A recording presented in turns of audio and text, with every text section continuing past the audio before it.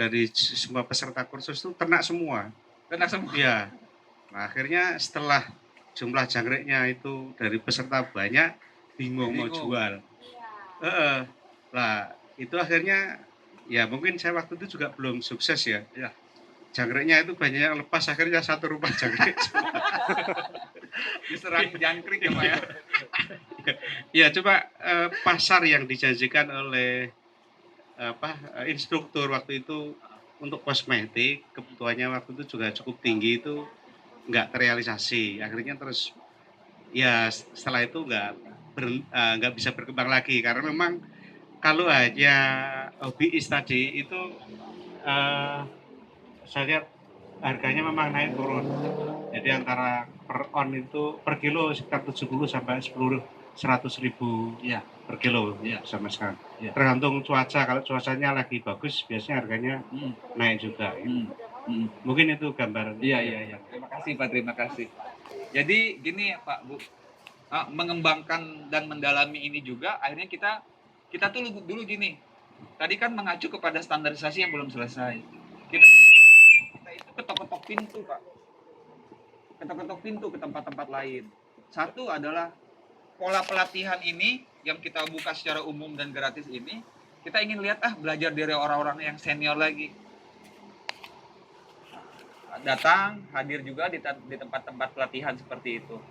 Kita lihat apa yang mereka lakukan, polanya bagaimana, dan seperti untuk mempelajari itu.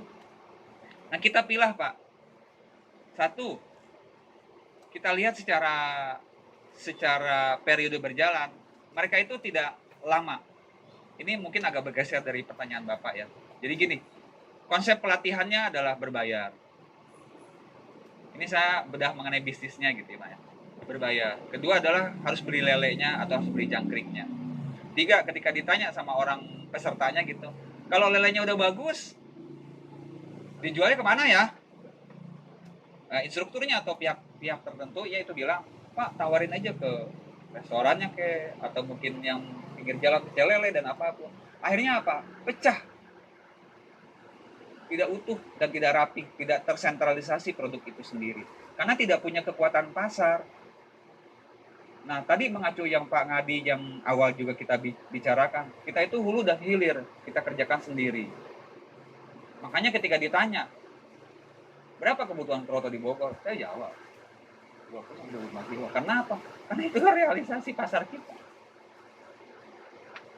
Nah, mengacu kepada yang tadi, sudah berapa banyak volume yang bisa dikontribusikan oleh kroto buat? Kadang-kadang zero Pak, kalau untuk yang kroto budidaya begitu. Kadang-kadang 4, kadang-kadang 3, kadang-kadang 1 kilo, kadang-kadang 5. Intem di dalam per week ada di situ kekosongan itu. Nanti akan saya jawab dengan analisa. Tapi apapun analisa yang bisa menjawab itu artinya apa? Mengejar kepada volume yang diinginkan oleh pasar masih jauh. Boro-boro mau ngomongin target mimpi tadi yang mau buat healthy sama beauty. Orang pasar level satunya aja kita masih pulang bentong. Nah, untuk mengisi kekosongan itu, akhirnya kita melihat kapasitas kita kayak gini, maka bisa. Oleh karena itu, di 2016 kita ketok palu. Kita melakukan yang namanya adalah kemitraan. Bapak jadi mitra kita, Pak di rumah 1 rak atau 2 rak seperti itu. Nanti seluruh hasil panen produksinya di buyback. Bapak, Ibu, siapapun dibeli, di buyback, dibeli kembali. Untuk bisa mengisi itu. Tapi sebelum masuk kepada penawaran bisnis atau usaha itu, kita tawarkan lagi itu dan Pak, uji coba dulu di rumah. Jangan 6 bulan kemudian nanti kita cekcok. Karena yang ditawarin bisnis, saya nggak nawarin bisnis. Yang kita tawarkan di Kerotobon adalah materi dulu. Ilmunya terkuasai, walaupun sebenarnya penawarannya ingin buru-buru di bisnis, karena kita punya pasar yang harus kita isi. Tapi kan nggak bisa juga nawarin kepada orang yang memang juga belum paham secara utuh. Ya mau nggak mau, starting pointnya adalah ilmunya dulu, mengenal hidup semut, mencintai, karena merawat hidup, makhluk hidup sama seperti merawat keluarga.